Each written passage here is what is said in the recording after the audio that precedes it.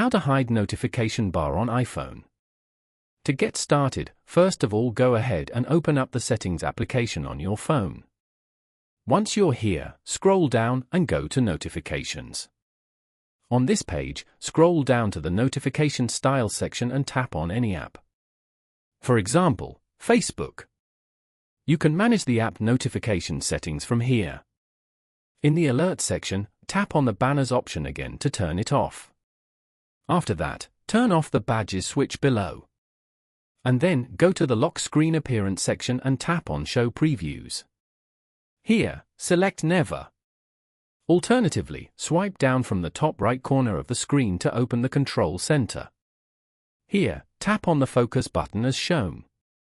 From the Focus options, tap on Do Not Disturb to turn it on. Following these steps, you can easily hide notification bar on iPhone.